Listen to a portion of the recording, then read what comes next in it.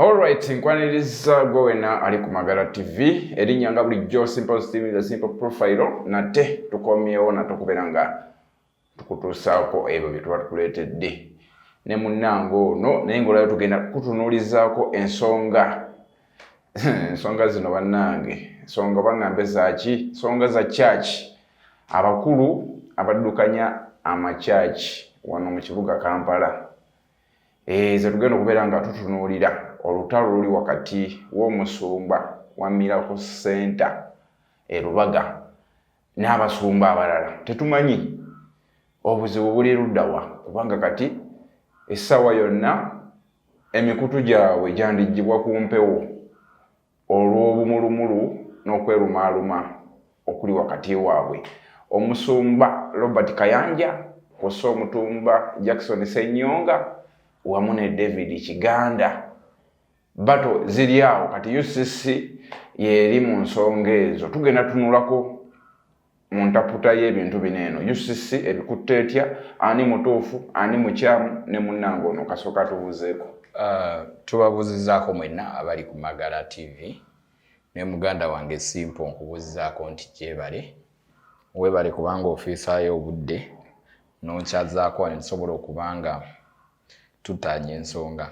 Nakugamba nti waliwo ensonga ezimu baganda baffe abali wabweru eyo ze balina okuyiga bategeere nti si buli munnamawulire oba siri buli asaka amawulire nti alina ensonga ezimu zasobola okukoonako.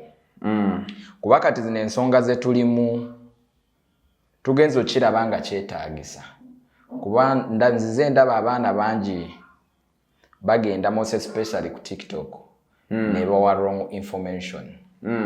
So sometimes omuntu ajja kwebuuza nti ekintu ekyahappeninga wiiki ng'emu oba bbiri emabega ate lwaki mukyogerako leero.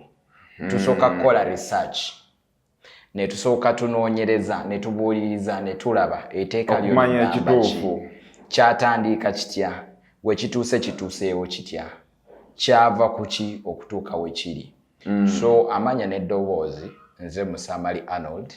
Ate bino byenjogera bigambo byange byengendo bigambo bya si bya Magala TV nga management oba si bigambo bya Simple bigambo byange nga nze munnamawulire kuba nzize ngoberera ensonga eno okuviira ddala mu kooti.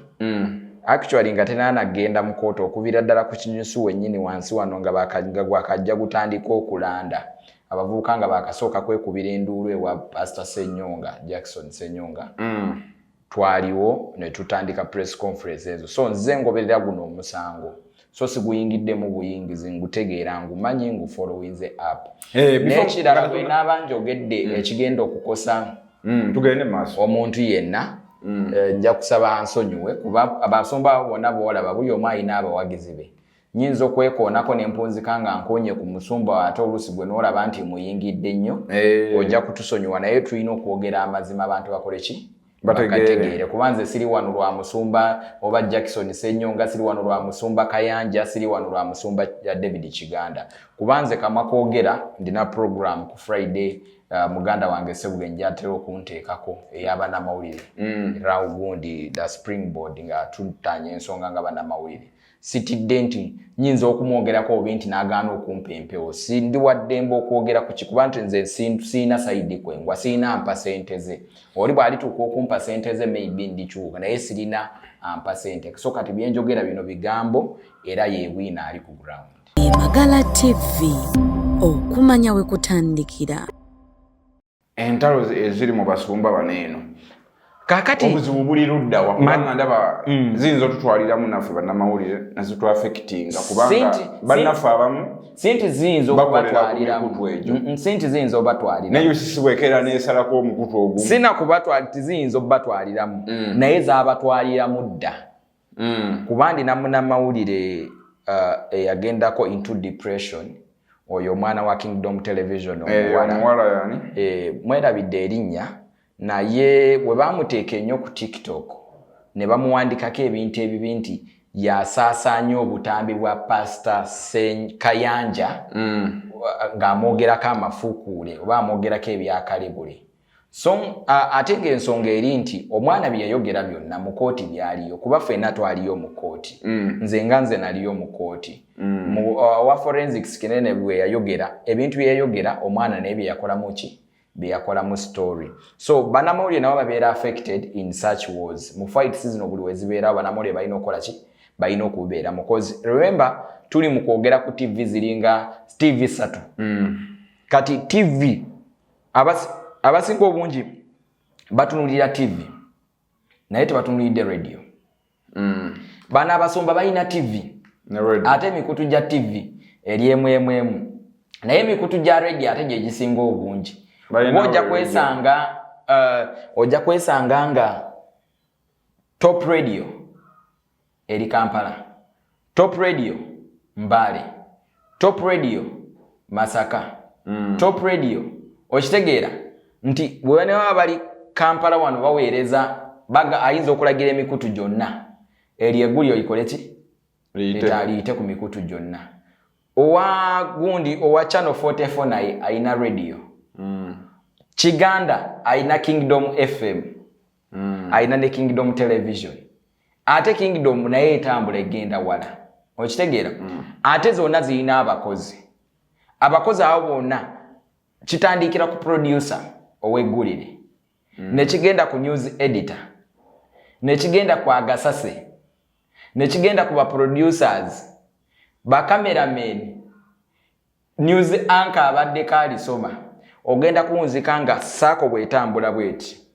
eri egguliro lituta abantu nga 15 nga bona bali muki muguli eitya limu so kati toyogera nti liyinza okuba affecting wabula lyaba affecting adda naye nga tuzeeyo ku kinyusi ky'obadde yogerako ekya UCC okubeera nti yali yayita abasomba bano bonna UCC teyasituka busituzi kujja kubayita nedda njagala omulabi waffe akitegeere nti omusumba omu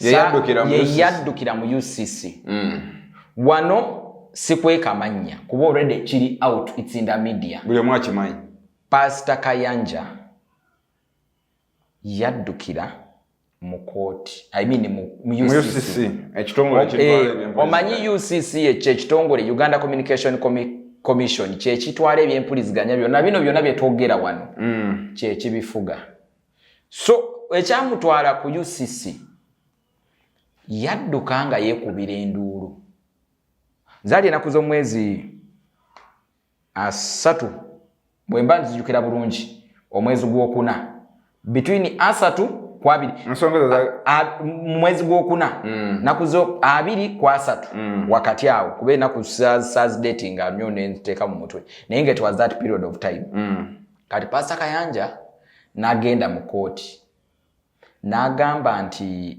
ababiri Jackson Senyonga ne David Chiganda owa Kingdom jukira Jackson Senyonga yo wa top David Chiganda yo wa Kingdom kati ngatana kuddukira mu kooti kubalaza kweyo wiki kooti yali etudde emengo nga balese owa forensics expert anoonyereza ku byamasimu obutambi biki ku bujuliza buyitira ku mikimbaga olwo ng'amaze okwatula mu before court ng'abazanyidde n'obutambi obulaga nti kituufu waliwo ebintu by'obuseegu okuwanisaganya video z'obuseegu communication audios zaalimu nga bano abaana abavunaana Kayanja omusumba Kayanja nti yabasiyaga nga bakoze eki nga balese bwino oyo bamuteeka ku nti fena twabira batwali mu kooti munamawulire ne yaliyo yabiraba bona banamawulire ate bona banamawulire bona baaliyo kuba zino media house zonna zirina banamawulire bezisindikayo n'abapasa Kayanja bona baaliyo mu kooti naffe twaliyo ne babiteeka ku lutimbe wali eri ne bagamba omanyiki buno bwe butambi bwe bujulizi Kinene omulamuzi yamubuuza nti okakasa otya nti buno bwe bujulizi obulaga nti kituufu waliwo ebyobusiyaga ebyasharingiwa wakati w'abantu bano owa forensics n'akola ki n'ajjayo obujulizi obwo n'abulaga we yamala obbulaga n'akakasa kooti n'agamba nkakasa kusinziira ku bujulizi buno bwe nkulaze ono akulaga bineeno owa forensics si wa Kayanja si wa Ssenyonga si wa Kiganda wabula wa gavumenti okitegedde era be bamusaba lwaki ntandikidde eyo ffe nga bannamawulire baatugaana okwogera ebintu by'omu kooti ku mpewo n'okubidisikaasingako nkuwa just era njagala tutunulire era saagala tuyingireyo mu kooti kaakati bwe bamala obizaanya omwana n'agenda abikolamu story sigenda genda mu details y'omusango guli Mengo nkutandikiddeko naawe ka scenario kuba ke kalimu ekinyusi ekyatwaza omusango guno mu UCC kati bamala obizaanya ku Kingdom ne babizaanya ne ku Top kati ndowooza Musumba Kayanja n'abiraba kuba ndowooza bemonitaringa simanyi bemonitaringa batya naye bemanyi kuba olwo lwali lwa Monday ku Sunday Omusumba Kayanja n'agenda ku katuuti n'akubamu ebituli mu story ezo n'agamba baneena ababiri banjigga bye bazanye Omusumba mu kooti owa kooti si bye yayogedde babadde bansiigako kasa okitegedde so bw'amala okyogera katuuti nti bali bye baali bazanya byali bya bulimba teyakoma okwo banno nabo kye baakola ne barekodinga ono Pastor Ssenyonga naye n'arekodinga byayogedde owa Kingdom naye n'arekodinga byayogedde kati ku Monday Ssenyo Kayanja ng'agenda mu koota awaabira omwana eyakola emboozi kuki ku Kingdom ng'awaabira n'eki ne Top ng'amala avaawo ng'agenda wa ku UCC ng'abasamoni ng'abagamba abantu bano baazanya ebintu ebitaali bituufu tebyaliyo mu kooti era njagala nsaba bave ne ku mpewo bwe bakola tebakola ki tebabitegeera okitegedde UCC negamba no abantu bano bali licensed twagala otuwe bwina alaga nti bye baazanya si bye byali mu kooti onfuna bulungi UCC netuuza nga bw'omanyi UCC tesobola kuva eri negamba magalagalawo Leira parties kuba nze ne mpaba ne ngamba magala yanjogeddeko kati magalagalawo oba kati Top galawo kuba muno yaze na complaininga ko no they call what they call a harmonization meeting okuteeka wamu ebirowoozo bakanye so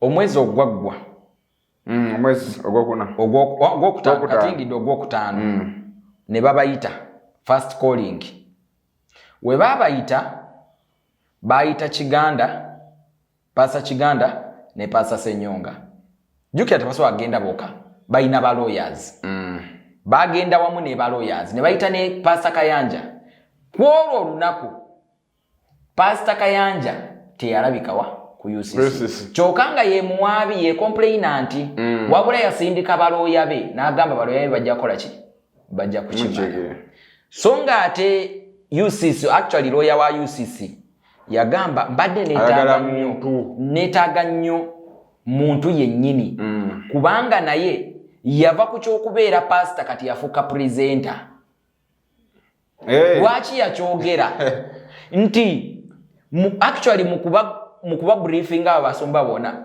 yabagamba fenga UCC we mubeera ku mpewo zammwe ezo ku TV ne ku radio tetubalabanga basumba tubalabanga ba presenters okitegedde okujjako ng'olwo olunaku lw'oli mu kubuulira mu church tebigenda kuyita kuki ku mpewo awo ojja kuba musumba bijja kubeera eyo naye ne bw'obikwata n'obirekodinga n'obizaanya pre-show era still osigala ki oba okyuse oba oli presenter so kyonna kyogera ng'oli ku kituuti ffe tukutwalanga presenter so si muki musumba so n'agamba byonna omusumba byayogera wali ku kituuti nti baane baali bamwogerera amafukuula tebyaliyo mu kooti yali alina okujja naye ye defending ng'omuntu so si baloya kuba baloya sibe bakola ki sibe bali ku sibe TV bayogera sibe bali ku TV okitegeera kola olunaku nawo meetinga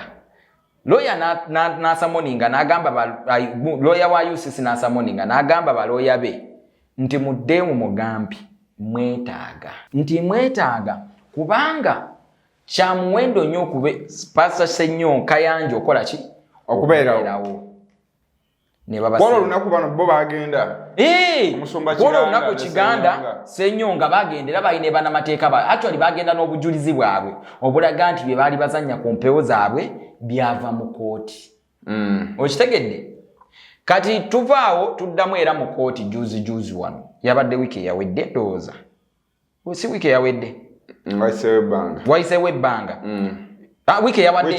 wiiki eyawedde bazeeyo mu UCC era naye wiiki bbiri twaddeyo era mu kooti era ne bazanya obujulizi obulala mu UCC kubanga UCC yabatuma yabatuma ne bagamba mugende muleete ki buli omu aleeta obujulizi bwe obulaga nti ono byayogera bye bituufu era UCC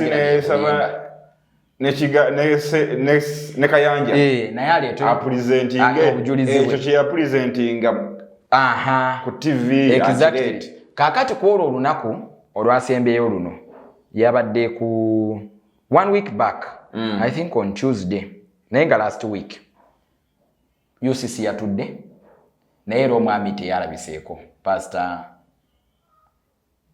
Kayanja era teyalabiseeko bannamateeka ayo babaddeyo naye mu butalabikaako bwe omanyi saagala kulabika nnyo nga akomerera Kayanja kino kiraga ki omuntu omuwabi obutagenda kulumiriza bantu wembadde nzija nti twagala tusiga ekifaananyi simanyi lwaki ye yawaaba lwaki ate tatalabikako okitegedde lwaki talabikako kubanga abekulabikako abamu kufe nga bannamawulire twandibadde tufuna n'omukisa okumubuuzaako ebibuuzo kati nze kama kwogera nafune omukisa ogw'okwogera n'Ekiganda 1-on-1 nenfunako omukisa ogw'okwogera ne Ssenyo nga 1-on-1 naye saafuna omukisa gwe nafuna gwali gwakwogera ne bannamateeka be naye baali tebajja kumpa kyenkola ki kyenjagala kuba kati kyova olaba nawanu wennyini we tuba twogera tetumwogerako nnyo okumuteekako nnyo mu mboozi eya UCC kuba tetumanyi kiki yali asobola okwogera okitegeera so kati omulabi waafe ali wabweru ayinza okulowooza tusiiga kazigo bana ababiri naye ate ono teyaliiwo katumwogereko ki nga teyaliiwo okiraba so we batuuka mu this time meeting harmonization meeting kati kooti we yabayise this time round webat ndetuuse bima by'omuzungu ne bigira mu kaawo so galina opresentinga buli omuki evidence we side ye bwe yeemulugunya ne bwe weemulugunyaako kubanga amazima galiwo nti bonna bazanya ki babizanya naye ng'ate ye omukulu Pastor Kayanja ng'alinga agamba kuba ne wetwalinga mu kooti nga kooti yakatandika okutuula omusumba Kayanja yalemerako nnyo media ereme kubeera mu musango guno era yakiremerako nnyo waliwo ne kooti yatuuka n'egobako bannamawulire mu kooti nga tebatukkiriza kgenda kavarenga mu musango guno so ndowooza okusaba kwe UCC yagenda okulaba nga tekijja kwetaagisa bonna babeere batuulewo so ne bayita baleeta obujulizi bano baana ababiri Ssenyonga owa top ne Kiganda n'abalabyeyo era bateekayo obujulizi bwawe sitole zaabwe ze bazannya naye jjukira buli we bateekayo sitole zino ate zikomyawo kiri ekiri mu kooti so ne UCC yabadde etandise bagamba nedda tetwagala mugenda ate mu kooti omusango guli mu kooti tetwagala tugudiscussing wano mu harmonization so Pastor Kiganda n'agamba ne Ssenyonga ne baga tekijja kusoboka kubanga ekinyusi kyennyini kiva mu kooti era ensonga zetwogerako ze ziri mu kooti lwakuba zaamala dde okukola ki okuyitawo nti twazannya story ezaali muki ne bafulumya ne audios bapresentize audios ne videos ne bagamba lawyer wa UCC mu harmonization tino bibadde bigenda mu maaso mu kooti era ffe twazanya ebintu ebyaliyo so kati era mulundu guno era still Pastor Kayanja teyakoze eki teyalabiseeko naye era yasindise era balooyazi be okujja okumukola kyo okumurepresent. Kino kiraga kyo emabega waakyo. Kati emabega waakyo nze ndaba I think naye mu kusooka njagala kugambe nti omusumba Kayanja bwe yagenda Katuuti okwogera ku bano ababiri banne nti bye baali bazanye ku mpewo zaabwe tebyali bituufu. Ate obutambo ku Channel 44 baamala ne babujjayo. Bwe weetegereza baakola ki? Ate ye bwe yawaabira bano ababiri bwe yagamba nti baabizanya obwabwe bwo bukyaliyo. Bwebo UCC bwe yanoonyerezaako kati ate bw'ogenda ku mikutu gyabwe ejja Channel 44 baabujjayo. Naye nga bw'omanyi bano abasomba nsimanyi kye bayetwala bonna balaba buli ono alaba omukutu gwa munne ono naye n'alaba ogwa munne n'ajjayo kyayagala. Ndowooza bagenda ogamba nti balowooza okugjayo eyo vidiyo ng'olredde bano banne balina ki bagifunako kopi. Kati ate jjukira buli lw'orani nga tubadde mawulire you know what is behind those ezo gundi transmitters processors zimanyi okusavinga waka ku hard disk.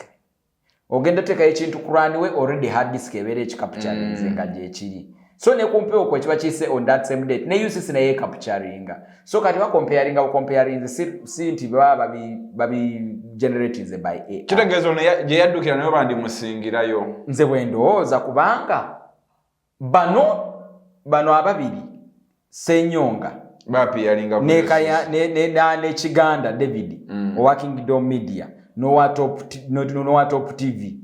Saagala bateeka nnyo mu kyachi zaaye buli omu alina kyachi ze naye nzigenze mu bya kyachi koze ndi mu nsonga za UCC owa Top TV n'owa Kingdom Television bo tebawumiitinzeeko lutuula lwonna. Naye ate abawaabira omusango talabikako. Kati sometimes naffe bannamawulire tulemererwa okwagala oyagala balancing story. Actually ne ku story yo nagiwandiika ne bwogenda ku mukutu gwangu www.freemannews.ug nagiwandiika naye nga anoonya wakiri response okuva ewa Pastor Senyonga ampe response ye ne weeba ku phone call wakayanja ampe wakiri ne weeba phone call response nteekemu ka bite ke nga tusobola mufuna. Bwe kitobwe kiri ne ku kooti ne bwe tubeera emengo nga tumaze okukola omusango wonna bino byonna biwedde ng'omusango gulaba gwemuzikidde gwekubidde sayidi emu. Naye nga wakiri oyagala oli naye omufevaringe wakiri abeeko ne kaayogera era ne bw'omunoonya tomufuna. Kati nze ndaba actually I would advise amanyi nze nakola PR ka short course ka PR. I would advise Pastor Kayanja aleme kwetuulako nnyo. Fine abeera busy naye ndowooza buli wanaatuula ennyo nga tarespondinga ajja teekawo questions mark nyingi most especially in the media fraternity. N'ekirala nze ngamba bajja kweyongera nga bano bamukoonerera public etandika okutwala perception emulowoozesa nti ye mukyamu ng'ate olusi si mukyamu okitegeera. So it is better kuba ye yawaaba ajje then atuweeko n'obudde ngaffe bannamawulire tukole ki twogere naye okiraba ekyo. Naye nze ndaba omusango gye gugenda abasumba bano interest zaabwe ki mu musango guno? Interest zaabwe jjukira siza tezitandiise leero entalo tezitandiise leero oba kino kyetwogerako ekyomusumba okuba nti bamusibako ekyobusiyaga tekitandiise leero. Emisango gibeerayo mu kooti naye guno omusango guno this time round bagwesibyeko nnyo kuba nzijukira mu 2024 basibako n'oyo Pastor Male ne basibako n'oyo Pastor Sempa ojjukira mu musango ogwo gwennyini era n'obutambi gye buli bwali by then WBS ng'ekyaliwo eryo guli balikola ku WBS era lyasibya abantu bangi lyasibyako ne bannamawulire abamu era naye ku luno simanyi it has been era njagala kwebaza kooti ey'Emmengo omulamuzi agutuulamu bya Rugaba Adam njagala mwebaza. He has been so professional abadde professional nnyo mu musango guno in between the case the stakeholders na engeri gyagukutemu most especially kufa aba media fraternity ayina engeri gyatushieldinze nti newe pati emu ne wegamba nti banamawulire tebeetaaga kubaamu agayidinze bulungi nnyo. You know, it is very funny to conduct court sessions n'ogoba banamawulire. What are you hiding? Okweka ki? So I would give a credit to Mengo Court for at least shielding and putting provisions nti banamawulire mujje mukole naye with terms and conditions. Ati nafe banamawulire otureportinga ku musango guno njagala kwebaza buli munamawulire. I want to assure you nti simple omusango guno abaana banamawulire bagukutte bulungi nnyo nti they balance the story. Okujjako nga tebakufunye gwe bali mu kunigiriza naye abaana tebagenze overboard okubanga balina ebintu ebyogere. Wali ebintu ebimu ebibeera mu kooti omwo abaana tebabyogera because wali ebisasamaza. Wali ebimu nga it's not good for the public to consume, so they retain it. Waliwo kye tuyita obuntu n'olwandika story and you go beyond overboard.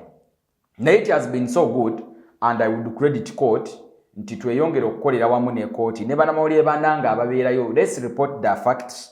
Tuleme kugendera ku mitwalo ebiri. Kyobola nze nagamba nze naganda. Bwenga gwe kikyosuubira mu nsala ya UCC. Nze nganze UCC. Eyo nga tuvuddeyo. Nze mu nsala ya UCC ndabanga bayinza, you know, they also have provisions. Bayinza okugamba okay fine. Bwe muma mugamba temwagala content wa kooti kujja ku bituuti, we mujja ku bituuti muleme kwogera ku misango giri mu kooti. Because in the fact namwe tujja bakwatanga baki nga ba presenters tuyinza obasa moninga ne tubajja ku mpewo muleme kwogera ku misango gino egigenda mu maaso mu kooti. Then too nze ndaba Pastor Kayanja ndowooza bw'ata appearing the second time, I mean it will be the third time bw'ata appearing. Magala TV, okumanya we kutandikira.